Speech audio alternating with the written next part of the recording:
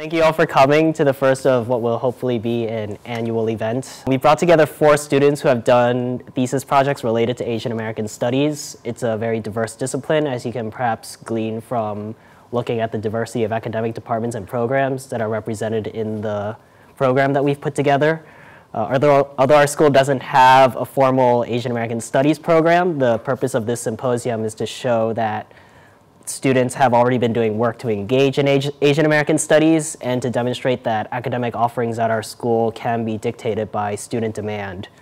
The projects all share a common theme in critically examining trans-Pacific migrations and/or transnational histories and experiences.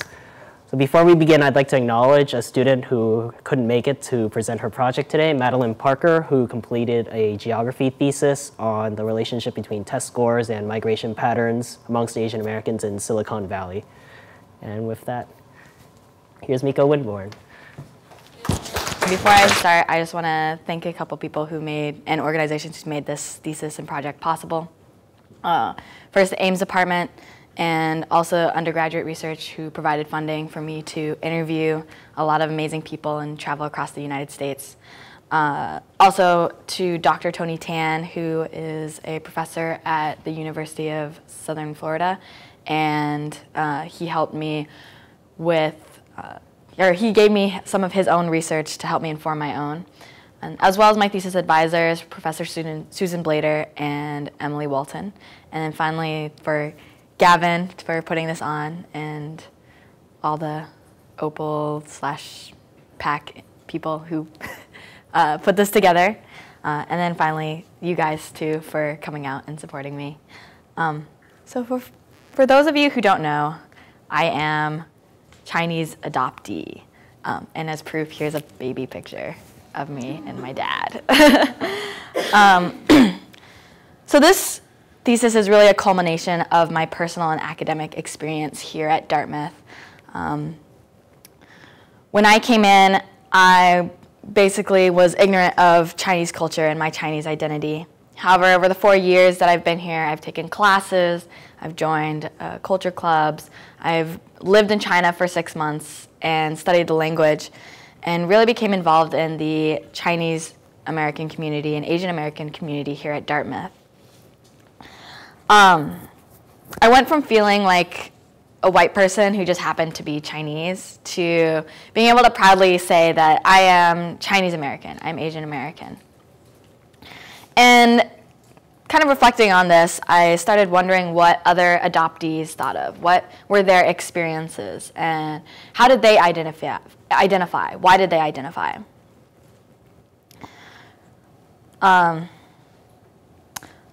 So, who are these Chinese adoptees? In 1992, China opened up their borders to foreigners and transnational adoption. It is the largest sending country, or has the largest amount of adoptees to the U.S. per year, topping around 8,000 in 2005 and totaling around 70,000, 75,000 overall. The only adoptee group that is larger than the Chinese adoptee population is the Korean adoptee population, and that's because they got a 40-year head start. They started adopting out in 1950s. So the adoption process and the historical kind of context has really created a unique situation for these adoptees, and it can be kind of boiled down to 2 kind of things. One is cultural emphasis, and this is the idea that because of the past Korean adoptees' experiences of assimilation, where they were basically raised to be white and their Korean identity was ignored, these adult Korean adoptees then spoke out as in their later years and better informed the Chinese adoptee families and organizations, adoptee organizations, to help or to enact a practice where the Chinese culture was emphasized and or at least acknowledged, and that the adoptees could then do, different activities and things like that to recognize their culture. The second is connectivity. So there's the fact that there's such a large group of them in a short amount of time. So within 10 years, 20,000 adoptees. The fact that the families were all around the same age, and that they went together in giant groups, large groups, to go adopt these children. So that created a kind of sense of a bonding within the families as well as to China. And then also the advent of the internet, which allowed them to connect over long distances. So all of these factors came together to create a more cohesive and connected community than past adoptee populations.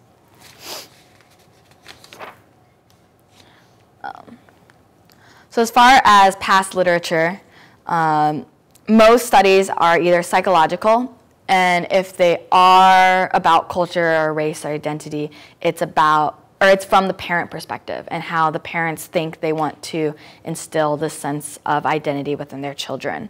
Now there has been some of the adoptee perspective coming out in popular media, and the most recent example is Somewhere Between, which is a documentary following the lives of 4 teenage Chinese adoptees, and can be found on Netflix if you want to watch it. So my study attempts to begin to fill this research gap where we're looking more at the adoptee's perspective rather than, say, the parents or kind of this psychological adjustment study. And I used a mixed method study using 61 surveys and 16 interviews. And I sent out these surveys to a bunch of different organizations and emails and personal contacts. So then I broke them down into an analysis of 3 sections. And basically, there is the cultural and racial experiences, internal identity, and external perception management. And each one will kind of feed and influence the other. So basically, the different cultural experiences that someone has, the experiences that they have will influence what they see themselves as, their identity. And then in turn, that identity will then influence the behaviors that they exhibit kind of within their environment. And then again, that this isn't necessarily a one-way street, that they can kind of do this feedback loop upon each other. So I have a lot of themes that I covered in my thesis, but I can't go over all of them, so I'm going to look at the most important ones within each category. And I'm going to start with identity. So I found 4 groups of kind of identity. All participants stated that they were Chinese American, but when I asked them, what does being Chinese American mean to you, it became very apparent that they had very different ideas of what Chinese American meant. So I divided them into 4 groups, being Chinese outside, American inside, Chinese and American, Chinese American, Asian American, and Chinese adoptee. Now they all kind of sound the same, so I'm going to explain what the difference of them are. Also, when I'm referring to Chinese American, it's important to note that I am referring to the ethnic and cultural definitions, not citizenship. So American is assumed to mean ethnically and culturally white, which is the mainstream culture in American society.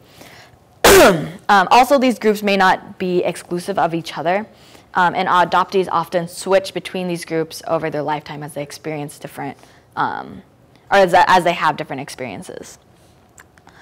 So the first is Chinese outside, American inside. So these adoptees didn't really see themselves as being Chinese, being more than just being a physical description of themselves. You know, I'm Chinese because I look Chinese, or because I was born there. And that's about as far as their identity means to them. However, it's important to note that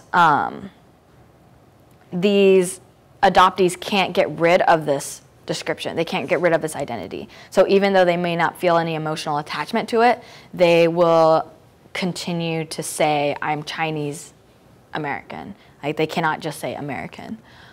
The second group is Chinese and American. So these adoptees have gone further in their exploration and interest in Chinese culture. It means more to them than just the physical description.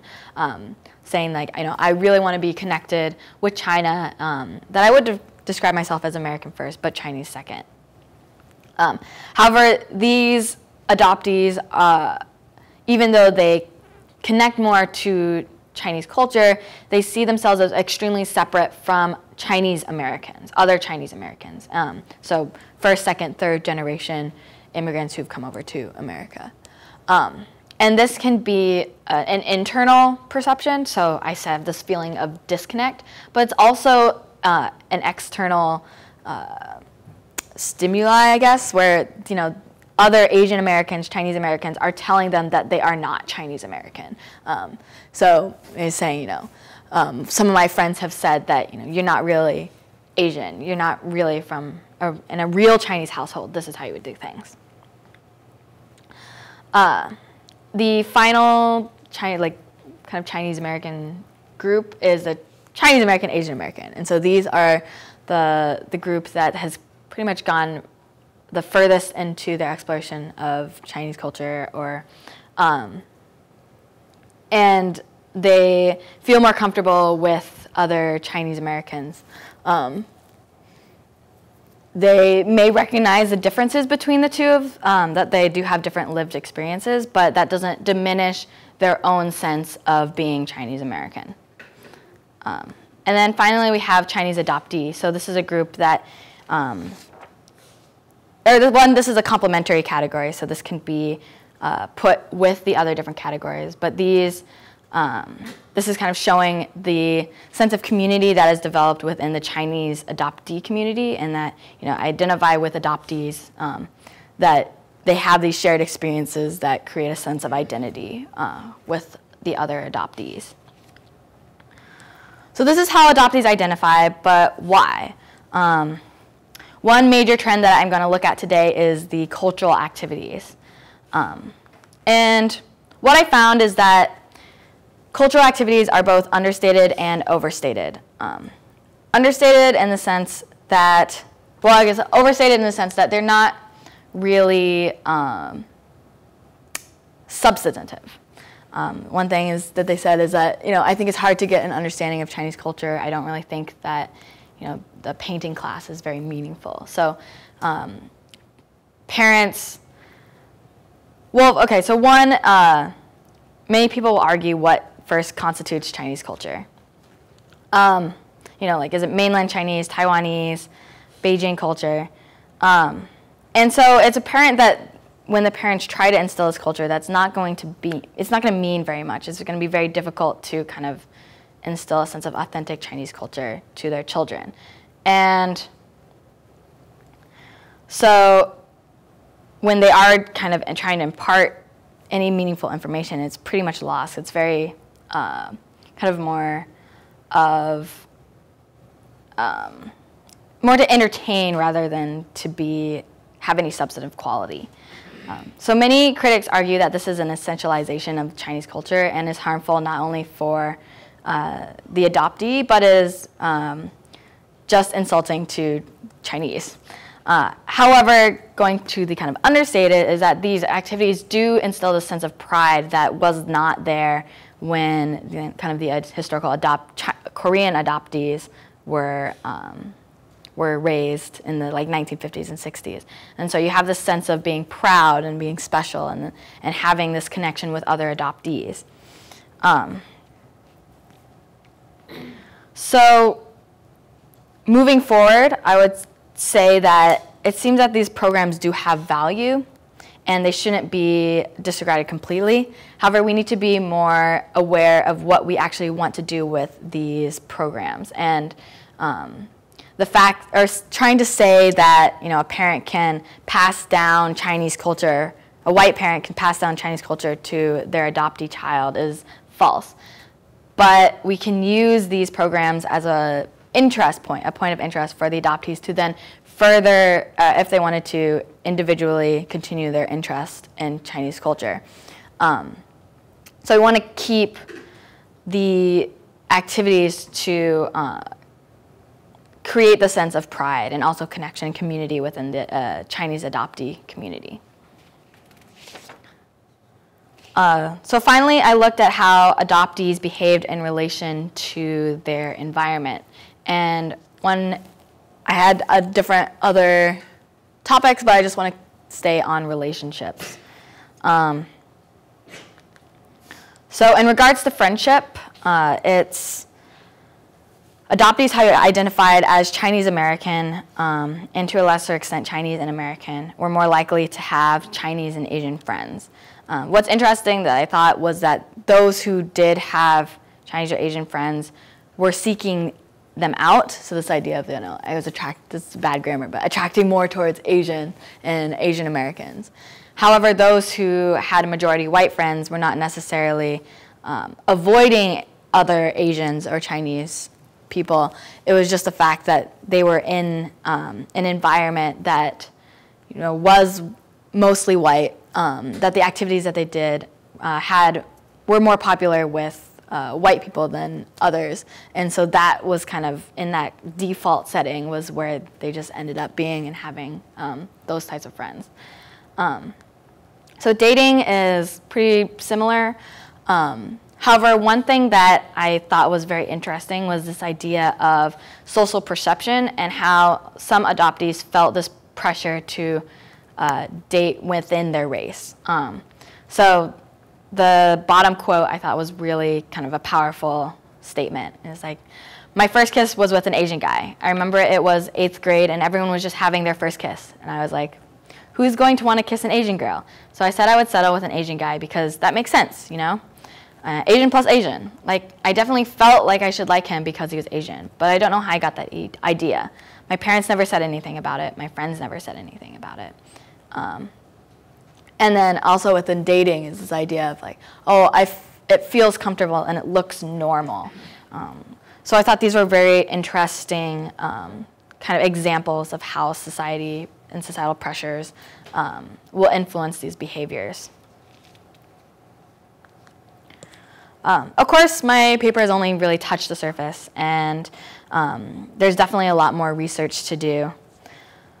Much of my research was limited by the sample size that I could get because I was only looking at 18 years, or adoptees who are 18 years or older, and among them, there may have been maybe only 5,000, 5,000, 7,000 that were of that kind of age, and then just finding them.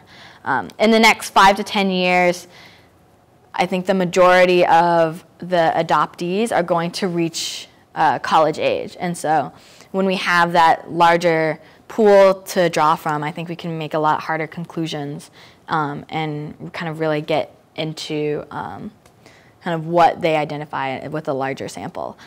Second, I think it'd be really important to have a close comparison with Korean adoptees, not only the historically kind of the ones who were experienced the assimilation practice where they were brought up to be white and their Korean identity was ignored, but also their present modern day counterpart. There are still Korean adoptees today, and seeing what their experiences were in comparison to the Chinese adoptees. And then finally, even though I wasn't able to touch on it today, I found that the return trip to China was an extremely powerful moment in a lot of adoptees' lives. And I want to further kind of explore that specific time and how that influences it, and how that's as kind of a focal point in between, like, not really understanding or not having very much, holding much importance to their Chinese identity, to realizing that it does have a lot of weight. So kind of final conclusions, what can we learn from these stories? First, race is obviously a significant aspect of identity. Even those who internally didn't identify as really Chinese or hold much importance to their Chinese identity, they must constantly navigate around the assumed perceptions of their identity or racial identity. This is exemplified through the Chinese outside, American inside identity group, but also through the example that I showed about dating, as well as many others that I wasn't able to touch upon today. Though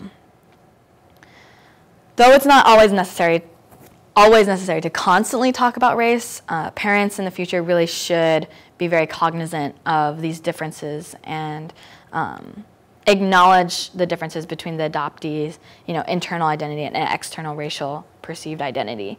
And to adopt a race-blind mentality really invalidates the adoptee's struggles. And then finally, I want to end with a kind of call to action. It's important to start listening and advocating for kind of a broader definition of the Asian American experience and creating more spaces to share the adoptee experience as well as other different types of Asian American groups that may not have the kind of space that the majority of Asian, like the stereotypical Asian kind of person would. Adoptees often found themselves excluded from the Asian American community and were even outright told that they were not Asian American. But Asian American encompasses a very large, diverse population. And by promoting more of these stories as Chinese adoptees, we can better understand what Asian American means as kind of a group and how can we better help and improve or address the adoptee issues and Asian American issues. So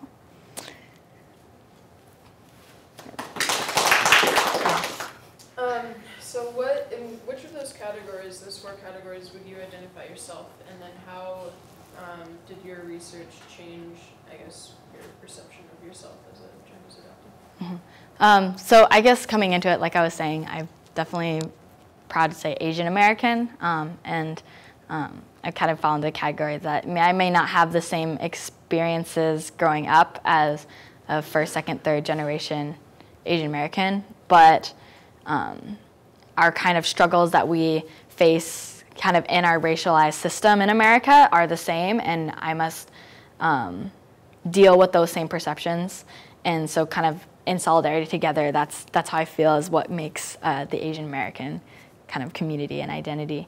As far as changing what my perception was after the research, I guess I was more of just surprised about what the other adoptees felt. And one example that, I didn't put up there is this idea of stereotypes and as an example of how they distance themselves from other Chinese Americans, Asian Americans, Chinese, is that they say the Asian American stereotype does not apply to me, but it applies to all the other Chinese Americans or Asian Americans. So in kind of one breath, kind of saying, no, there is no stereotype, but then reinforcing this idea of the stereotype and reinforcing this kind of model minority myth, which is frustrating because in a sense that's something that we should kind of all be working towards getting rid of. But it makes sense kind of within their perceptions and their lived experiences that they come at it in I don't want to say like a white perspective, but that I guess maybe an outsider perspective of what those stereotypes mean and how to identify in that way. Yeah. Ling. Did you speak with anyone who identified more as like Chinese than American, like someone who rejected the American part of their identity? I didn't quite. There was one interviewee who actually was adopted when she was 8 years old. So she very strongly identified as Chinese American because kind of as a special case, she actually did grow up with Chinese values and in China and then came to America. And I mean, I don't think she valued the Chinese over being American, but it was definitely a very strong sense of like, I am Chinese, but I'm also American and Chinese American. But yeah. Do you think that kind of identification exists within the Chinese adopted population, and maybe do you see, or do you think that's something that, because of the nature of I definitely wouldn't rule it out as something that could be, especially there are children that are being adopted a lot later now, because it's so hard to adopt newborns, like babies. Most people are like with special needs. So I know of children who were adopted at like age 13, and I could see them maybe in the future feeling that way, that they have an attachment to China. But so I don't know. I wouldn't rule it out, but I don't think it would be very common, especially when most adoptees are being raised in America with white families.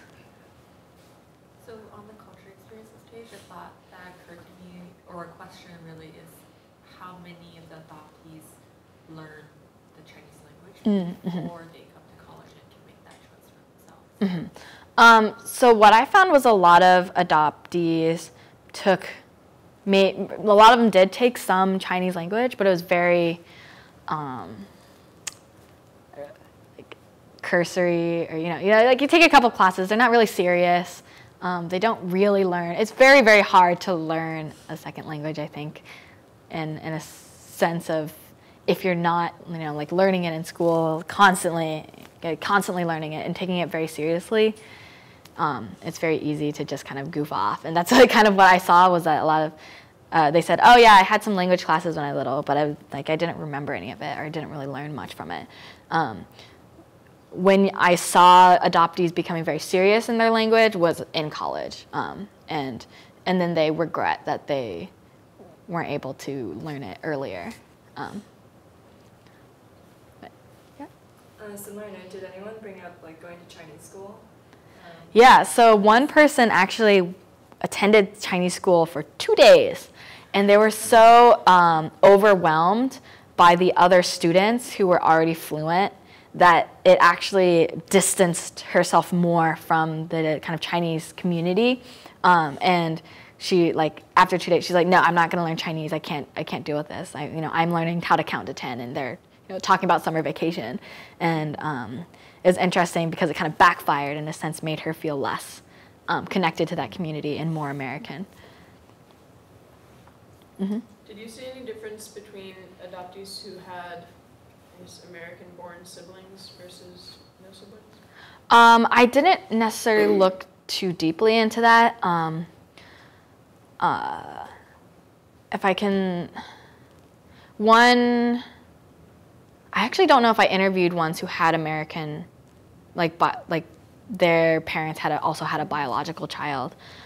There were several interviewees who had other adopted siblings, and some of them were also not Chinese. So like the variety of different races or like ethnic backgrounds of their siblings. And I found that adoptees with those adopted siblings had someone to talk to and kind of discuss their experiences with prejudice or comments that they received. So in that sense, I think it was helpful. I mean, I definitely know that growing up, it's always kind of nice to have someone who looks kind of like you, even when no one else does. And even if you're not really related, biologically related, but. So I was late to your project, so I don't know if you've already talked about this, but I'm wondering if you, I guess your thoughts on this sort of like movement between your racial and ethnic identity. Do you think there's a point where you plateau and you're confident about this identity? Mm-hmm. Or do you think we're always going to be moving across? Identity is always changing. So I don't think there's ever a sense of like, okay, now I'm going to be this forever. I'm sure that in 5 years, my relationship with my ethnic and racial identity will be different now than from what it is now. But what you definitely see, and why I chose an older population versus a younger group, is that I think leaving home and entering in a completely new environment where people don't understand your background, they're not familiar with your family and your upbringing, is a very kind of powerful moment in a moment of a lot of change, and that's where you see a lot of difference between suddenly, like, oh, maybe I am more of this than that, and things like that. So. So I know you looked at like Chinese or American, like the United States in general, but do you think that this could be applicable to adoptees in other Western countries? Yeah, I think so. There's a very large Chinese adoptee population in Spain, which is kind of cool, and also in European countries, definitely are transnational adoptions. There's actually, on a kind of tangential note, is the U.S. actually is a sending country to European countries for adoptees, and it's actually black adoptees who can't find families in the United States, or like because of all of our, our horrible system and the prejudices and barriers that we have here, is that they're being sent to like Switzerland and things like that, which I thought was really interesting. I read an article on that. But I think, yeah, you definitely find similar themes. I think, in the U.S. we're very kind of hyper aware of race in a sense in relationship to Europe. At least that's what my sense has been from talking to other Europeans and things. But I think a lot of the same themes will appear. Can you talk more about that last point, about how the trip to China influences people's perceptions? Oh, yeah. So the trip to China was often stated as the time where they realized that China was real, in a kind of silly sense. Before that, it's kind of a fact on a page. It's kind of like learning, dates in history, kind of, like, oh, okay, I'm from China, that's a fact. But it didn't really have any emotional connection.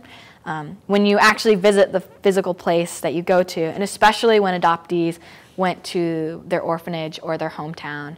I know one actually visited her foster mother. These are very powerful moments where suddenly everything that you were told about kind of comes into focus as being an actual, like, not just kind of an abstract story, but something that's really touchable and seeable. And I think that's what makes it so powerful. Also, the kind of the first times, like first time of blending into a crowd and seeing people who look like you, kind of the first time of hearing the language and the culture and seeing where you're from, and like wondering, oh, what would it have been like if I was in China, and where would I be now? And that all of those kind of factors definitely influence, and I think that's why I want to do I would like to do more research on that, is how like specifically those different points affect adoptees. Most people go back at some point. I think a lot more are, and there's actually a rising tourist industry specific to adoptees. They're called homeland tours, and basically it's kind of do the same tourist things that you would do if you weren't an adoptee, but then they would take you to the orphanage and do a tour around the orphanage and maybe see the place where you were found, or visit different people that were part of your life before you were adopted. So yeah, definitely on the rise, and I think it's becoming very popular among, like the parents want to take their children back and see, so. Yep. Sorry, this might be another question. Oh, no, it's okay. But I'm wondering if maybe the family background in terms of like class had anything to do with how maybe the adoptees started to, recognize their race and ethnicity. I don't know if you talked about this. No, so most of the adoptees came from upper middle class families. That's just kind of what the process, adoption is an expensive, very time consuming process, and it's usually kind of more white, upper middle class. I think the access to opportunities definitely influences that. And interestingly, I mean, I guess, I mean, I didn't specifically look as much of with like how does class affect it, because it was harder to compare to say like, oh, what about a lower class family who had adoptee versus, you know, upper class, when they're all kind of middle upper class. I think more importantly, it was just a sense of rural and urban. And what, again, I didn't speak of it on the presentation, but it's actually not as straightforward as you would think it is. So with rural, you can be both very hyper-aware of your race, but you could also be completely unaware of your race in a very rural, white environment, and it kind of depends on how the others see, like if it's kind of, oh, accepted that, you know, we know your background and we don't really care, like, then race isn't brought up at all. But a lot of times there are adoptees who said that, you know, they're constantly accosted by ignorant people who are asking them all of these questions about their, like, where are they from, and about their adoptee identity as well as their racial identity. And so in that sense, there's like two ways that being in a rural area could make you more aware or less aware of that identity. And then with urban, kind of the same way, is that you're exposed to more people, so then you can be more aware. But then it can also be less aware because there's so many diverse peoples, you're less likely to get comments of like, because you're not singled out as like, oh, the only different looking person here, let's ask them about their identity. Yeah. Yeah, I guess. Good. Thanks for coming, guys.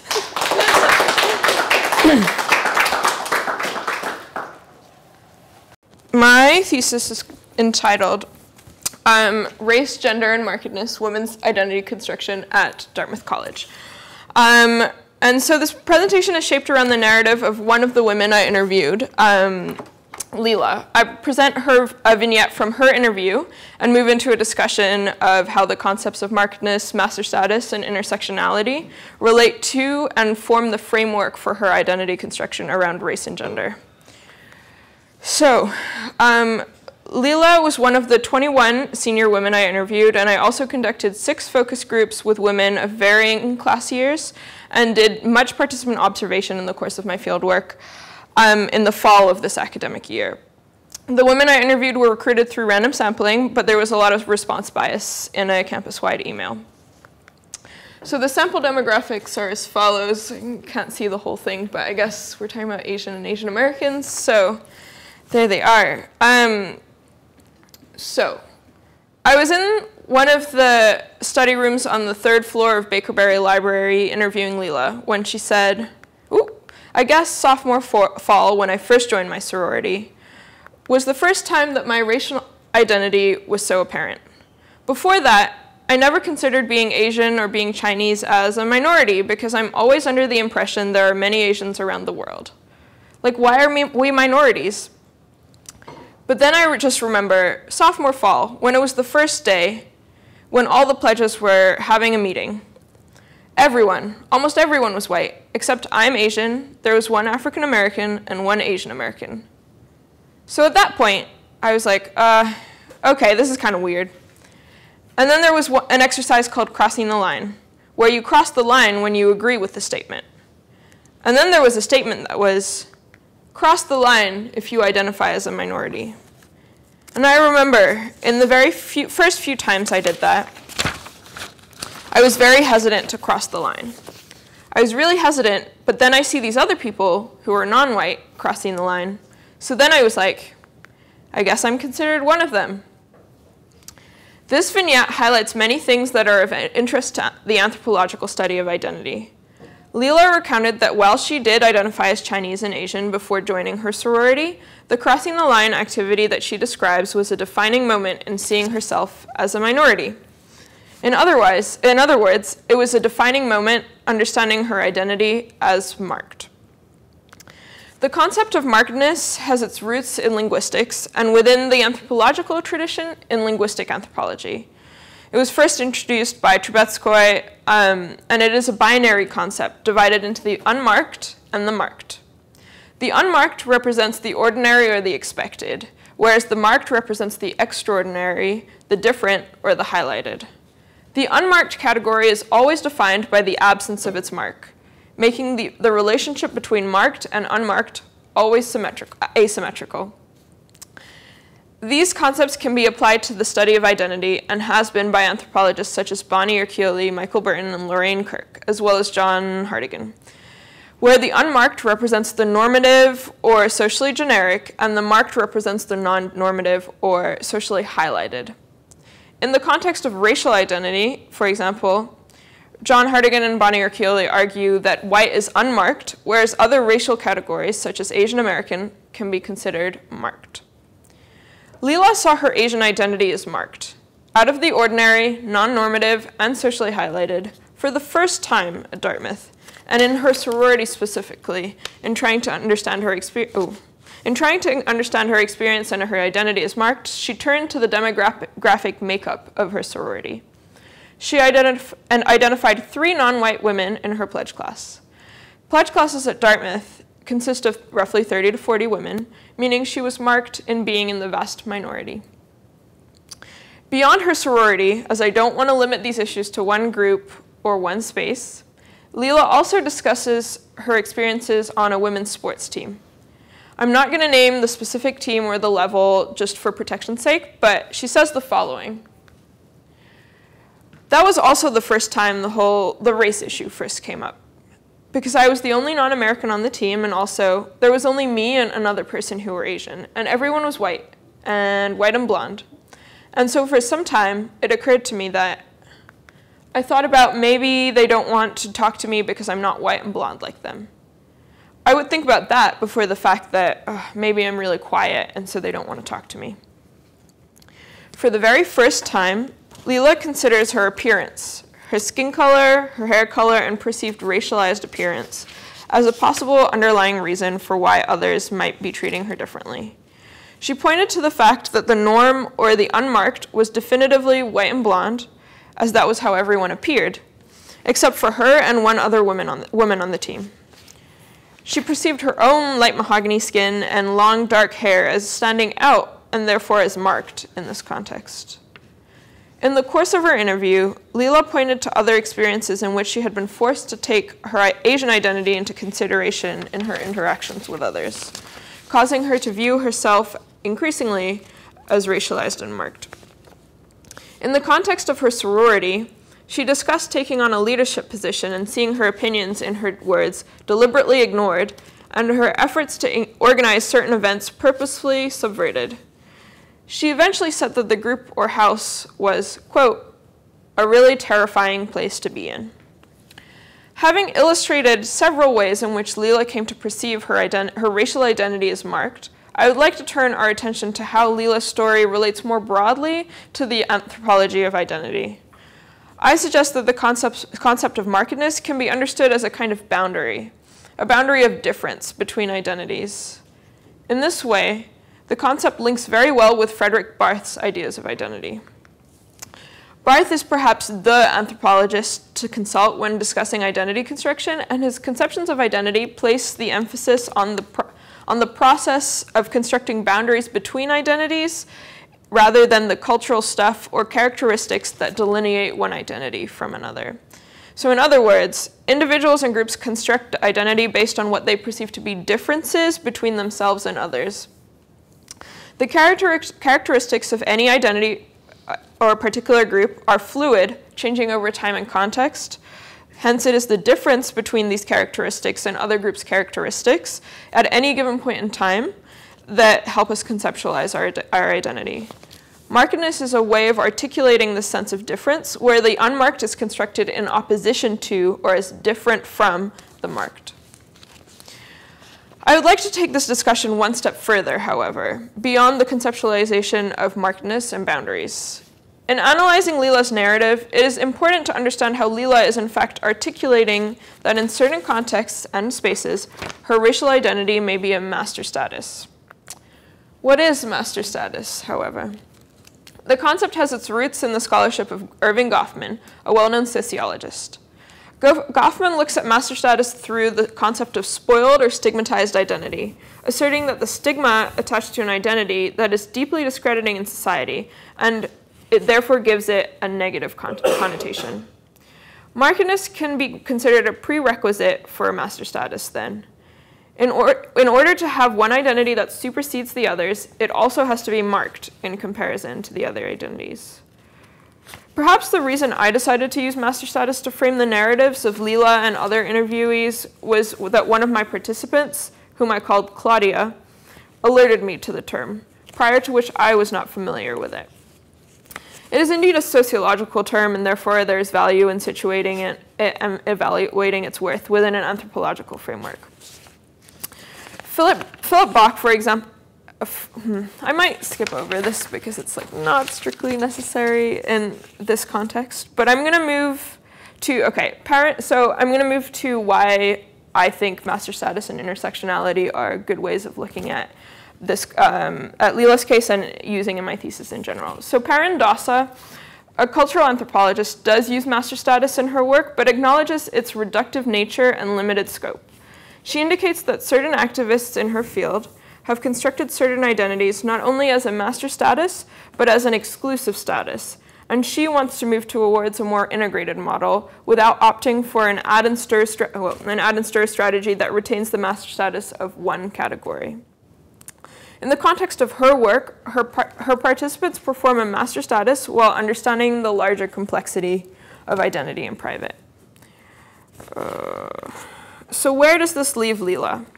In returning to the first narrative about crossing the line and realizing her minority identity, we see that Leela crosses a figurative boundary into markedness, and that she has shown on many different accounts how her racial identity is marked at Dartmouth. It would appear then that her racial identity is marked and therefore her master status. However, Leela also suggests instances where the fact that she is a woman affected her. She says, this school is very male-dominated, so I guess being a woman means that you have to either adapt to this place or just not really adapt, but find a way to be comfortable with it. It just means you have to deal with it.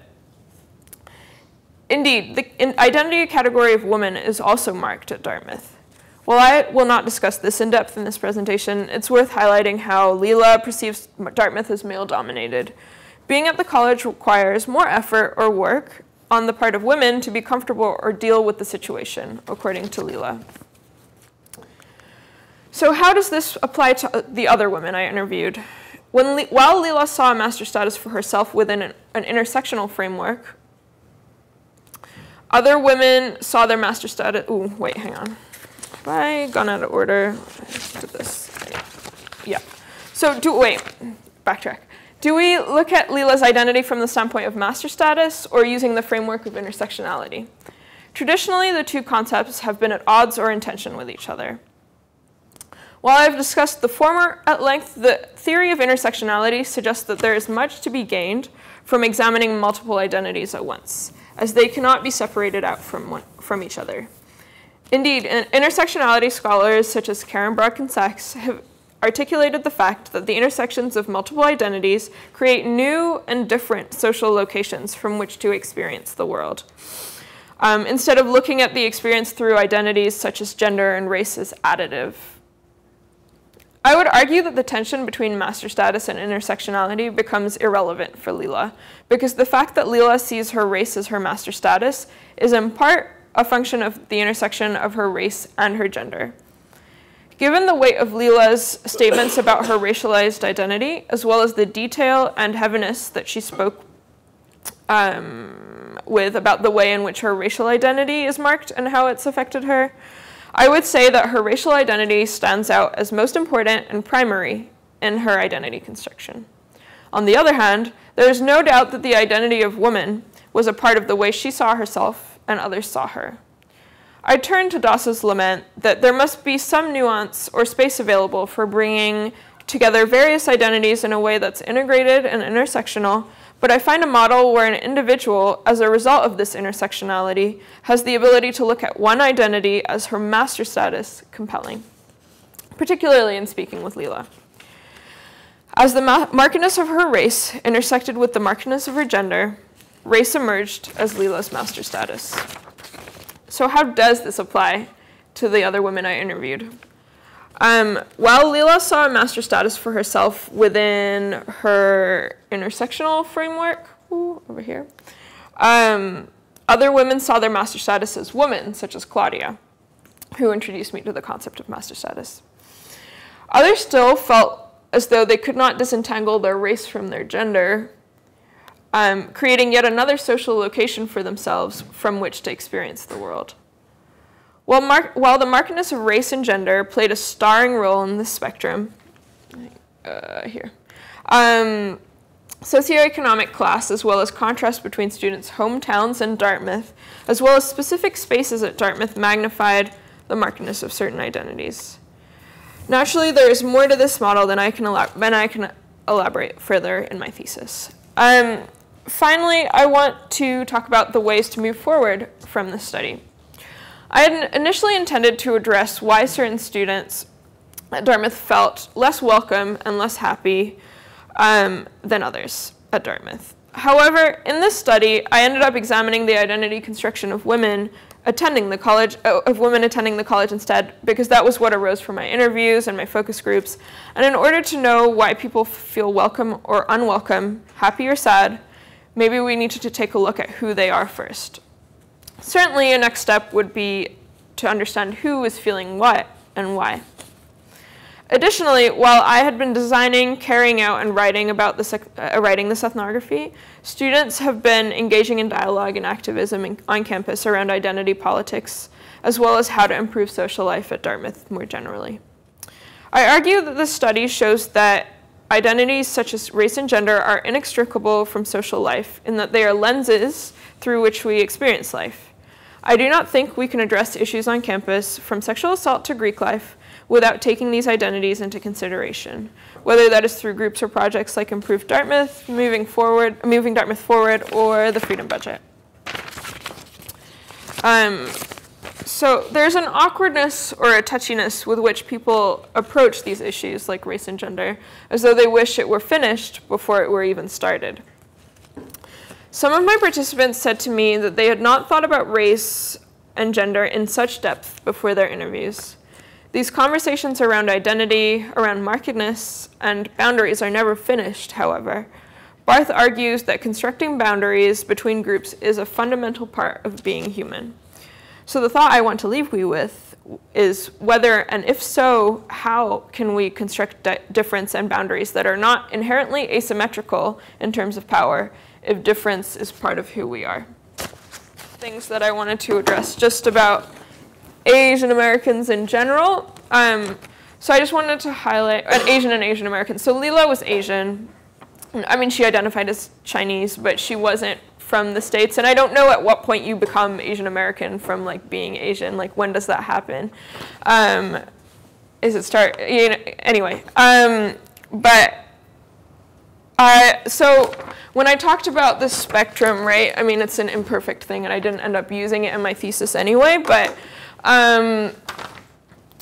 so we talk about the spectrum of markedness, and you kind of want, there's tempting to like be able to say, okay, well, all the white people like end up here, right? And then all the Asian people end up here, and then all the like black people end up here, because that's like what we tend to do. But I mean, so that's why I didn't use the spectrum eventually, because it's problematic in that sense. But also, Asian and Asian Americans tended to fall. I had women telling me, oh, like race is the thing. Like Leela said, race is, you know, how I experience the world. Whereas other women said, well, I don't really think about being Asian a lot of the time, and I really think that being a woman has affected me more at Dartmouth. So they sort of end up treading this boundary between marked and unmarked, and sort of highlighting certain situations in which their identity does become marked, their racial identity becomes marked. Like Faye, one of my interviewees said, oh, when I'm doing stuff in the DOC, that's kind of like when I feel like more Asian, but most of the time I don't pay attention to it at all. She says I can erase it, right? So So that's one thing I wanted to highlight, that it's difficult. I mean, I would rather not pin people down, and certainly Asian Americans are very difficult to pin down. And I think there's this conception of the model minority sort of like aligns well with Faye's sort of narrative, where it's like, oh, well, just like Asians fit in so well, so they're like fitting into sort of mainstream white, like upper middle class society. But like various scholars sort of suggest that this is like a problem, but it's sort of like the model minority concept is only accessible to a certain group of Asian people anyway, because various other factors such as class, for example, play into how well you can do in school anyway, and like what and things like that. So not that, I mean, I want to dispel this model minority concept, but also suggest that the story is more complicated than that. Yeah. And then I also wanted to address another issue that I think Asian American and Asian women highlighted to me that I didn't talk about, which is sort of the hypersexualization of Asian women, which I think has come up more recently. I've heard people talk about it more at Dartmouth, but a couple of women talked to me about it, saying things like, I mean, Faye suggested that a number of guys men had said to her, I've never hooked up with an Asian woman.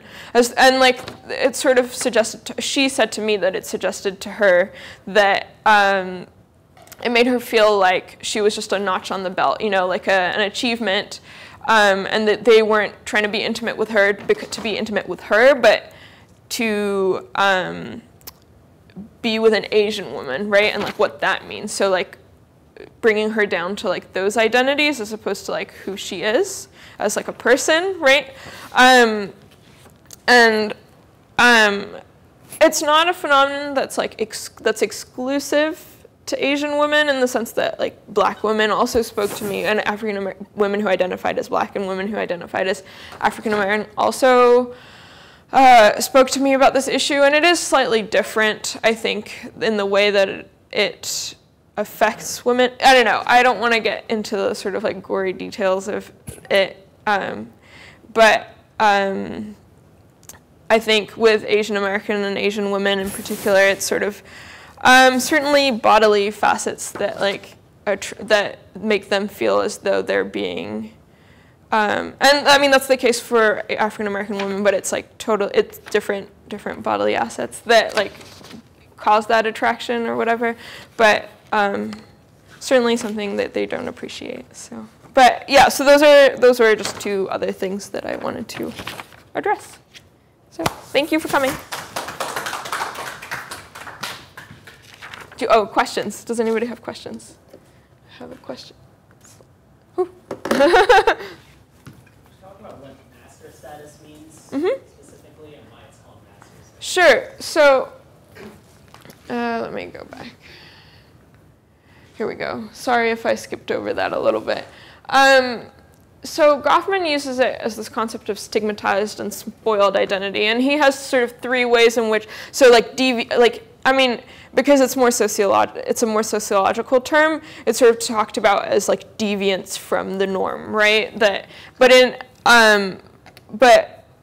So that's how he talks about it in a negative connotation, but it's sort of this, at its most basic, it means your primary identity. So if you had to rank all your identities as like how important they are, not only to you, but like how when you walk around campus or when you live your life, like what is the identity that like you operate most on, you know? So like, for me, I might say that like being South Asian is probably the identity that means not necessarily means the most, but it's like what I feel like people perceive me as, and I also like I just feel the most, right?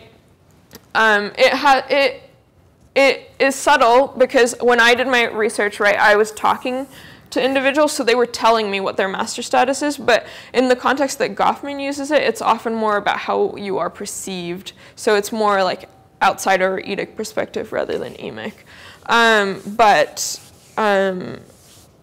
But it does have to do with your own perceptions, and those two things are inherently interlinked, right? So, yeah, does that help? I'm curious how, over the course of your interviews, in terms of kind of a consciousness of this process for the individuals that you interviewed, did it often come through like social experiences like the crossing the line exercise, like a consciousness of markedness on campus, or did it come through kind of an academic self-reflection, like by learning concepts like master status and applying them to oneself? Or did it most often come through, like you also kind of mentioned that these interviews were the first time that some of the people you interviewed were really thinking about this and that. Right. So it sounds like there's a diversity of ways that people can come to this consciousness. Yeah.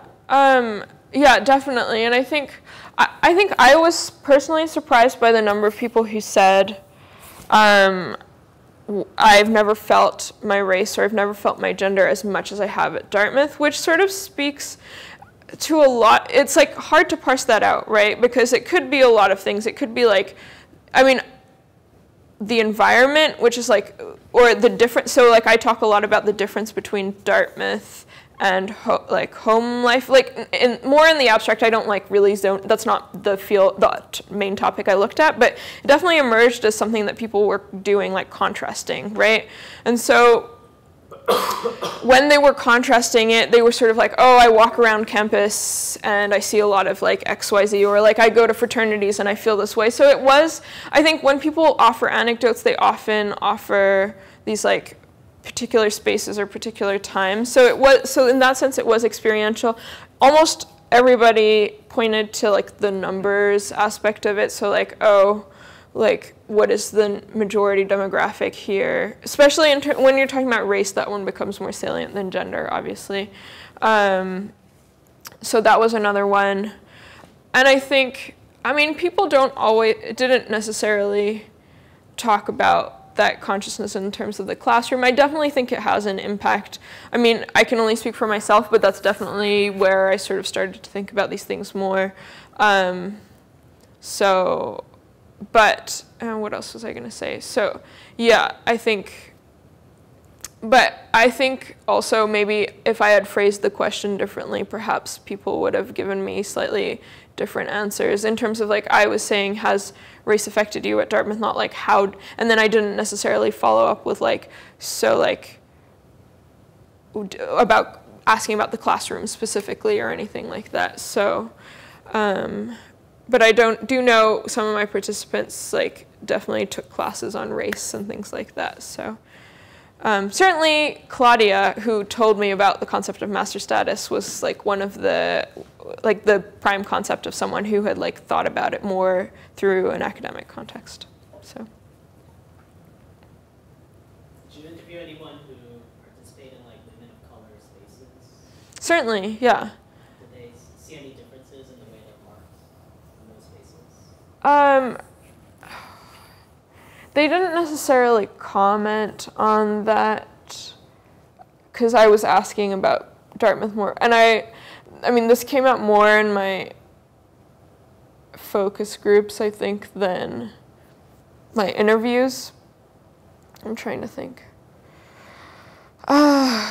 People, they somehow, it's interesting when you ask the question, like, how has race affected you? People don't always like think about that in a more negative context as opposed to but nobody really suggested to me, oh, that's pushed me towards like going towards in these spaces more. I had a couple of interviewees say like, oh, I like went to the Lolux house or something during Dimensions, or I went there during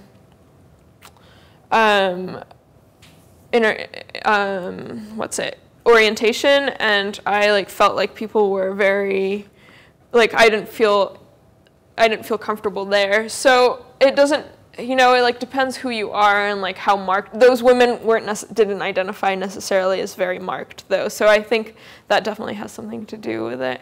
Whereas like certainly some of the people who construed their identities as their racial identities as very marked were more active in these groups. So that's one thing that I can say. I didn't look at it specifically, but it appeared to be a trend, yeah.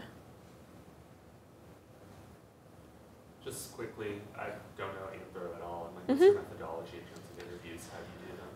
They're very, structured or like? Well, I had a list of questions. So like I want to say semi-structured, but I sort of tended to go with like whatever they wanted to talk about. So Leela, for example, was like very open. Like she brought everything to the table. Like she knew what she wanted to talk about and she went ahead and did it. And I just sort of like facilitated. Whereas like other people required more, like the questions were there. So, and I like wanted to hit all those points by the end of the interview, but it didn't matter what order or anything like that. And I tried as much as possible to let the interviewee lead the conversation. So they were about an hour, like 45 minutes at their shortest to an hour and a half at their longest. Yeah. Why'd you pick Dartmouth as the subject? Well, so I had, over the course of my like couple years here, had perceived that like there were often like people of color, which is a term that I don't use because it's very it's like politicized and not often people don't identify like that.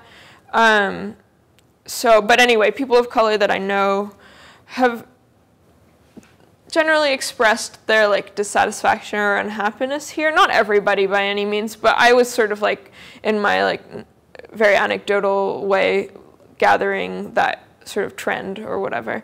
And so I wanted to investigate that more deeply. Like I guess I could have gone abroad and done something else. I mean, that's generally what anthro majors do, but I also think there's value in looking at what's at home. You know, anthropology has this like long and problematic history of like going abroad, but more specifically going to turn its gaze on the other, right? And analyze how different other people on the other side of the Atlantic, on the other side of the world are in these tiny little tribes in the middle of, you know what I mean?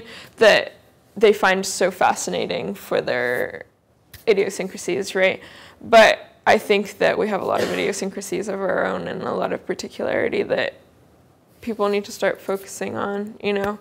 And I also was interested in like, I mean, not giving back to Dartmouth, but being able to engage more critically with in my own community and being able to contribute to my own community in some way. So that was where I was coming from. Anybody else? Cool. Yay. Thanks for coming, everybody. So today I want to talk about two American physicians, Dr. Ralph Millard and Dr. Howard Rusk, and their work in Korea at a particular moment in history amidst the end of the Korean War in 1953. On one level, my thesis explores the curious beginnings of double eyelid surgery in Korea. But on a deeper level, I hope to place that surgery within the broader context of US international development in the 1950s. But before we go back to 1950s Korea, let's take a quick look at Korea today. So this is a compilation of all 18 of the Miss Korea candidates for the 2013 competition. And needless to say, it caused quite the uproar when it first hit the internet early last year. Everyone in Korea is starting to look the same, internet commentators were saying, and it's because of plastic surgery, just like this Gawker article shows. So last year, about a month after the Miss Korea thing blew up, I read an article in the Atlantic Monthly about the state of plastic surgery in Korea today. A few things really jumped out at me in the article. First, the numbers. 20% of South Korean women have had some form of cosmetic surgery. What are they getting done? The most common procedure is what's called double eyelid surgery. Double eyelid surgery produces a pronounced crease in the upper eyelid that makes the eye more round, as you can see in this bottom image here. The proliferation of plastic surgery in South Korea today is a phenomenon that's been widely talked about, earning the country the unofficial title, the plastic surgery capital of the world. The state of plastic surgery today is well worth mentioning, but like I said, my research takes me back to the 1950s. So this is another part of the Atlantic article that really surprised me. Dr. Ralph Millard performed the first recorded double eyelid operation in South Korea. Who is Dr. Ralph Millard, and what was he doing in Korea? And with that spark of curiosity, a thesis was born. So who was Dr. Ralph Millard? Let me give you a quick bio. He was born in St. Louis in 1919, went to Yale, then Harvard Med School. He made a name for himself as an expert in fixing cleft lips and spent most of his life working in private practice in Miami. In 2000, he was named one of the top 10 plastic surgeons of the millennium by the American Society of Plastic Surgery. But in 1953, he was drafted by the Marines to serve in Korea. I want to talk first about Millard's war-related surgical work in Korea and how he thought about it, generally speaking, before we talk about his double eyelid surgery. All of the quotes from Millard and images that I use of him come from 2 articles he wrote about Korea and from his autobiography. I very consciously limited the scope of my research to Millard's ideas and perceptions of Korea. At the core, my thesis is an exercise in intellectual history, unpacking Millard's ideas and influences and contextualizing them with the ideas of the time. Millard arrived in Korea in November 1953, determined to incorporate plastic surgery into the Marine Corps' broader directive to perform rehabilitative work on the war-ravaged Korean population. The Korean War had ended 4 months earlier, and there's plenty of work to be done. Most of the work he did was reconstructive, repairing cleft lips, working with lepers, fixing natural deformities, and healing war-related damages like napalm burns. The great potential he saw for reconstructive plastic surgery work led him to say about his post in Korea, "This was indeed a plastic surgeon's paradise." Before we go any further, I want to say a few words about what was going on in Korea in 1953 when Millard arrived, and in particular, the ever-increasing importance of the Korean Peninsula to U.S. policymakers in Washington. Korea was a key Cold War zone. There are a few things that gave South Korea so much significance in the Cold War. In 1948, Korea was divided into Soviet-occupied North and US-occupied South. Then there was the loss of China in 1949 to communism, and the Korean War from 1950 to 1953. In the 1950s, the US turned more and more of its attention to South Korea as a critical stage upon which it could dramatize its liberal development efforts in East Asia. And in fact, South Korea was home to the US's largest development efforts in the world in the 1950s. And Millard was part of that development effort. Millard said plastic surgery would be visible evidence of American goodwill in Asia. It was a direct type of aid that Koreans could see and appreciate. He made a point to distinguish plastic surgery from other more traditional forms of foreign aid, specifically government-to-government aid money, which he thought was unearned and caused more chaos and waste. So this quote is really interesting because you can really see the Cold War influences. So after each deformity was corrected or improved and the Korean returned home, America had won the heart of the patient, his family, and possibly even part of his village. Here Millard argued that plastic surgery had the power to win the hearts and minds of the Korean people, making a powerful weapon in the cultural Cold War arena. Now, Millard's time in Korea has not been defined by his war-related reconstructive work. The handful of double eyelid surgeries he performed has come to define his legacy, while at the same time shrouding it in controversy. Through double eyelid surgery, the oriental eyelid would be made to look more like that of the occidental. And Millard made this intended transformation explicit when he came up with the name for his double eyelid program, Occidentalization. After digging into the history, it turns out that Millard was not the first person to perform double eyelid surgery in East Asia. The first published account of double eyelid surgery goes back to 1896 in Japan.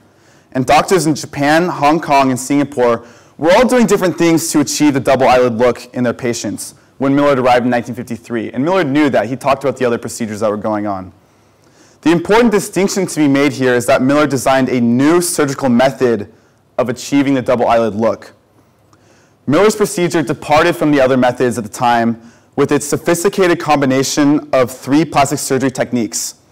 1, the complete removal of the epicanthic folds, epicanthoplasty. 2, taking out the fat above the eyes, supraorbital lipectomy. And 3, reshaping the nose, rhinoplasty. Millard did not invent double eyelid surgery, but he did innovate. More than innovating on the procedure itself, Millard staked out his contribution to the field of double eyelid surgery with his bold claims on perceived identity transformation in his patients. His double eyelid surgery, he said, would help Koreans look more American, which helped them pursue the American way of life. Let's take a look at 2 of his patients. Here we have a Korean translator. Before the surgery, according to Millard, the translator's slanted eyes prevented Americans from trusting him. But after the surgery, he became a Christian and hoped to travel to the United States to become a priest. Millard claims that his surgery did not just modify the appearance of his patients' eyelids, it changed their identities. Patient number 2. Here we have a Korean prostitute who serviced American GIs. Her motivation was economic, and here's a great case of where the surgery was wrapped up in American power and sex. According to Millard, the core of his double eyelid patients were Korean prostitutes trying to look more attractive to American troops. To get a sense for how Millard compared to other American physicians at the time, let's take a quick look at Dr. Howard Rusk. Rusk is a worthy counterpoint to Millard. Both were prominent American physicians working in Korea at a particular moment in history, in 1953 and 1954 amidst the end of the Korean War. Almost all of the information I found on Rusk I got from the Howard A. Rusk Papers, a rich primary source archive in St. Louis at the University of Missouri. The quotes and images in the following slides are from those archives. Rusk traveled to Korea twice in 1953, once in March and once in August, on 2 week-long investigative missions sponsored by the American Korean Foundation, or the AKF. The AKF sent him to Korea to investigate the nature and degree of Korea's health problems, and to return with a set of specific recommendations for medical programs the AKF could sponsor. The American Korean Foundation was founded in 1952 and channeled voluntary contributions from American households into a variety of aid programs in Korea. Now, there were a lot of aid programs in Korea in the 1950s. What made the AKF different was its people-to-people approach. The AKF received funding directly from the American people, and it made a point to only sponsor programs that directly benefited the Korean people. The ideal AKF-sponsored project would have been implemented in collaboration with a civic group, club, or small group of individuals, and it would have benefited people-serving institutions in Korea, like orphanages, schools, and youth organizations. One example of an AKF-sponsored program was its physician training program, which would send Korean physicians to the United States to receive medical training. And this program really had 2 purposes. For one, it trained them in the latest medical techniques, and 2, it trained them in the American way of life. And President Eisenhower recognized the power of people-to-people programs. And here we see him commending Rusk's physician training program in particular. Korean physicians trained in America served as interpreters of the American way of life. Rusk firmly believed in the transformative power of the AKF's people-to-people programs to turn Koreans from gooks to friends. At a fundraising lunch in New York City in July 1953, Rusk spoke about how charitable works changed GIs' attitudes and made Koreans friends. Interestingly, in this quote, nothing about Koreans themselves changes. All that changed were the attitudes of American GIs.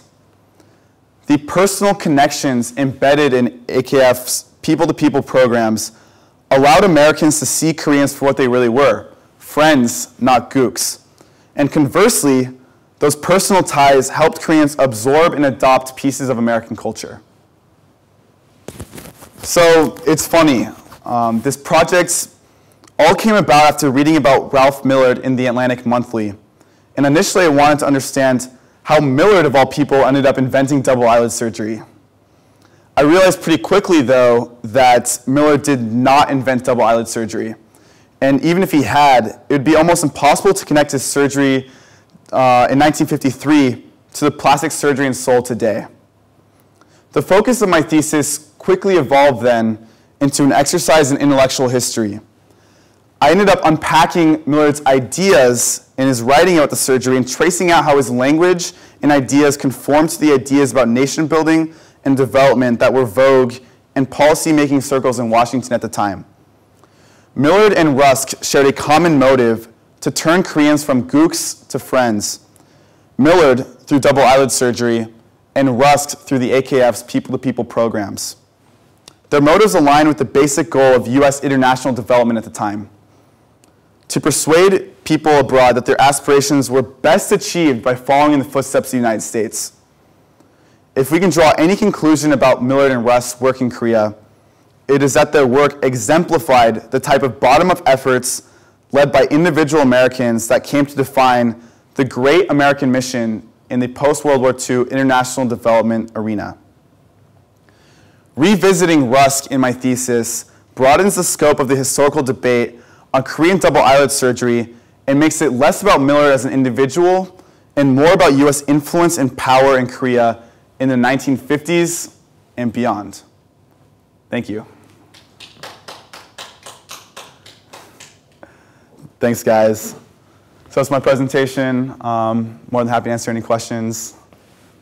Yeah, I'm curious, can you speak to, was there any kind of like similar, I guess anything similar is done in, say, like other areas like Vietnam or other places that like the US was like, I guess you could say had interest in, especially when it came to Cold War and that kind of stuff? Yeah, that's a great question. I would say, I would kind of answer that question with two answers. I would say, first of all, US international development efforts across East Asia, Southeast Asia too, at the time were defined by the same type of, were kind of guided by this thing called modernization theory, which emphasized technology's role in guiding people abroad toward the American model of doing things. So I think Millard and Rusk were both examples of modernizing agents and individuals who are kind of part of this American international development effort at the time, right? So you see individuals doing their own little projects all over Southeast Asia and East Asia. I think the second answer to that question would be, do you see like a plastic surgeon going on this kind of side project and making double surgery a part of that effort? And absolutely not, at least not according to my research, although maybe that's a topic for further research. But I don't think you see, I think that's what's really fascinating to me about Millard in particular, is that he didn't just decide to do reconstructive work. He had this side project of occidentalization, which you don't really see anywhere else. I think actually about Rusk's legacy. So Rusk's people-to-people programs in Korea became a model for US international development efforts around Asia too. And actually like LBJ asked Rusk to design a set of programs for Vietnam in the 60s. And you see him actually founding an organization that does similar programs across the world. It's called like the International Help Fund. I forget the term, but so you see him actually taking what he did in Korea and expanding it to around the world. Yeah. So Millard himself had come up with this sort of occidentalization program. It was just sort of his own project, and then was it that the government then saw its benefit, or did he always have these considerations about his diplomatic power? I would say, first of all, the government never recognized Millard's double eyelid surgery as part of its efforts in the same way that it did for Rusk, for example, where you have Eisenhower talking about it, you have LBJ talking about it, right? I think, and I don't think Millard's himself saw his project as, I think he tried to at least differentiate what he was doing from what the government was doing on like a top-down level, right? So what's funny is I think he did end up agreeing with the same goals of what the U.S. government was doing at the time, which was to turn like South Korea into, you know, an American colony of sorts, right? Or to kind of steer them away from communism toward the American way of doing things, right? So he agreed with their goals, but he did not agree with their methodology. And I think that's why he saw himself as kind of this individual agent working on his own projects. Because he actually, like I said, he talked down, he like hated government aid programs. He's like, they're so wasteful, it's just sending a bunch of money to Korean politicians. Whereas his project was like helping individual Koreans.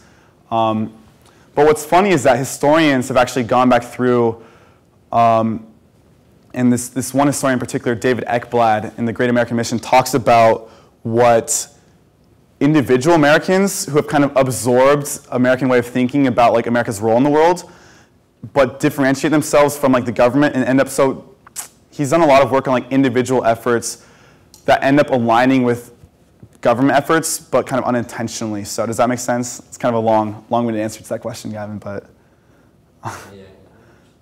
sometimes I just start rambling.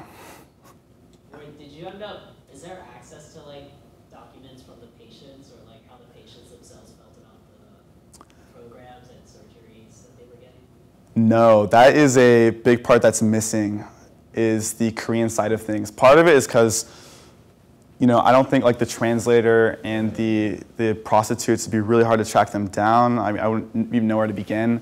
But also, like, I purposely had to limit the scope of this paper to Millard and his ideas and the American side of things because I don't speak that much Korean, and I can't do like primary source archival research in Korean. So. I'm just out of curiosity, was there like a Soviet counterpart in North Korea that did something similar to Millard and Rusk? It might have been out of the scope of your research. I'm just curious. Yeah.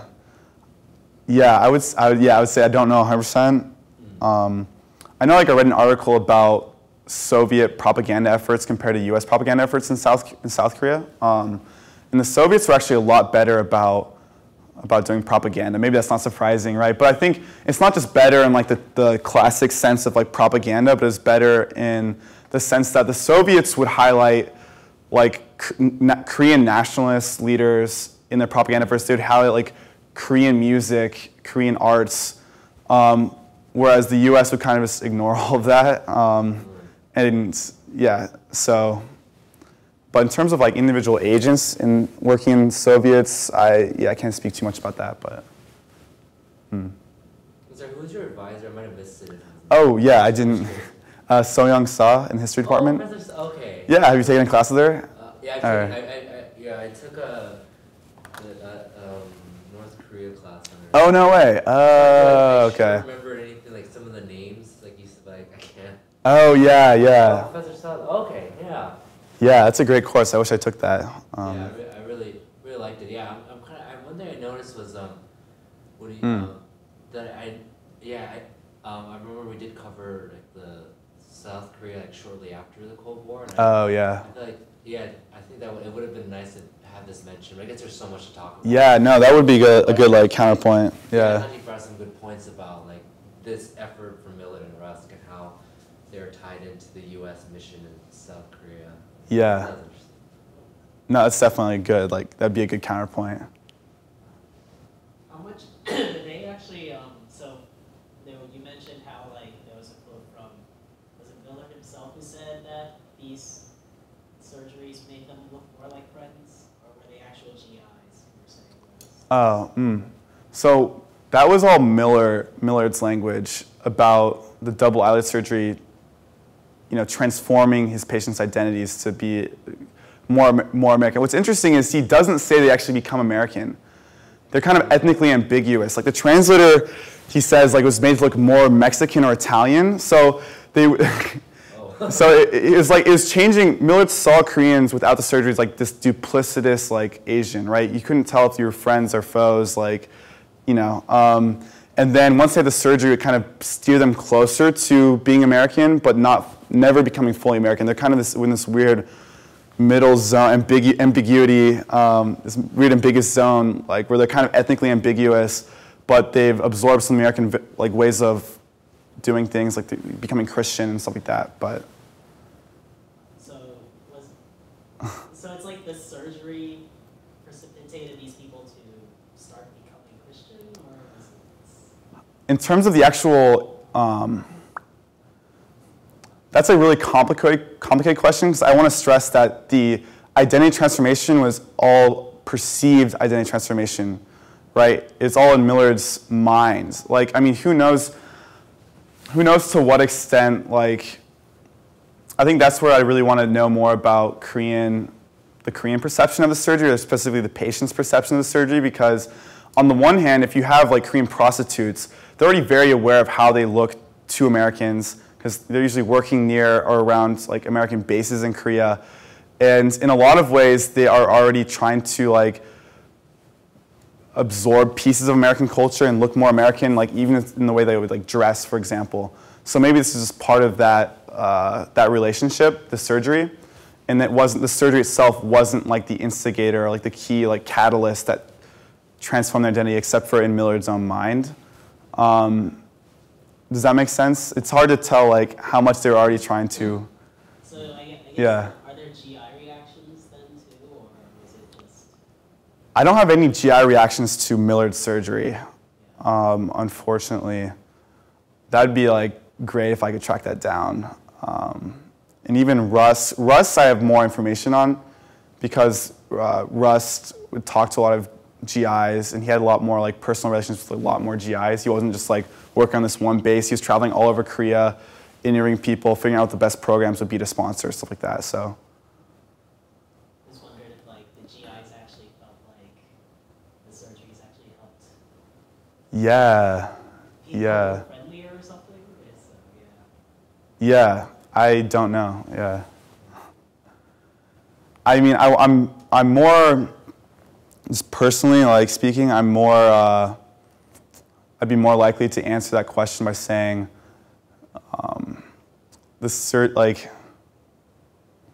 the actual surgery itself, like the actual changing the eyelids, probably could not have influenced American perceptions that much, except for in their own minds, just because, like, the translator is already doing all he can to like be friendly to Americans. He's very clearly, his entire like business is oriented around that, and.